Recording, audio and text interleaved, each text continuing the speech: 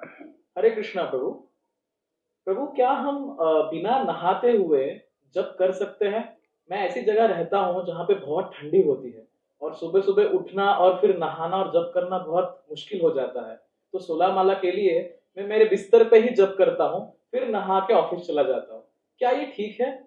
हाँ, देखिए, हरि नाम जो है इतना शक्तिशाली है कि ये अपना कार्य करता है। शरीर की अवस्था पवित्र हो या अपवित्र हो, अपवित्रः पवित्रो वा सर्वावस्थां गतोऽपि वा या स्मरेत् पुंडरीकाक्षं स बाह्याभ्यंतरः शुचिः। कोई पवित्र हो या अपवित्र हो, सब प्रकार की अवस्थाओं में जो व्यक्ति भगवान का स्मरण करता है वो बाहर से और अंदर से पवित्र है। तो शरीर की पवित्रता तो होती है जल के स्नान के द्वारा, परंतु शरीर के अंदर जो जीवात्मा है उसकी जो पवित्रता होती है वो हरि नाम के द्वारा। इसलिए चैतन्य महाप्रभु के शिक्षाष्टकम के पहले श्लोक की अंतिम पंक्ति में कहा गया है कि सर्व आत्मस्नपनम परम विजयते श्री कृष्ण संकीर्तनम, कि श्री कृष्ण का जो संकीर्तन है संपूर्ण आत्मा का स्नान करा देता है।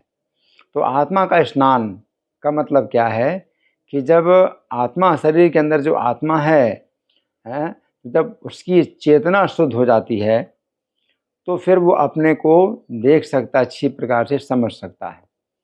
जैसे कि मान लीजिए कि आपने स्नान नहीं किया है ना, तो आपकी शकल सूरत जो है बड़ी खराब लगती है और आपकी जो है सही पहचान नहीं हो पाती।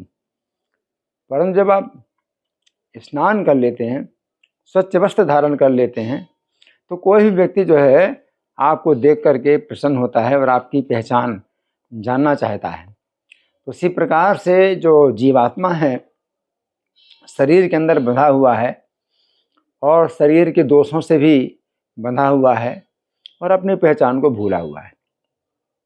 ये जो हरि नाम है, जब आप बोलते हैं तो ये शब्द ध्वनि है वो आपके कानों में जाती है।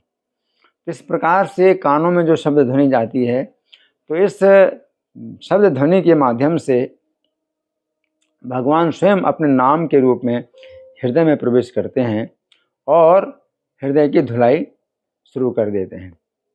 तो जो हृदय की धुलाई भगवान शुरू कर देते हैं तो नाम लेने मात्र से करते हैं। आपका शरीर धुला हुआ है या नहीं धुला हुआ है, ये अलग बात है, परंतु आप जैसे नाम लेते हैं उसी प्रकार से, उसी समय से जो है आपके हृदय की धुलाई शुरू हो जाती है।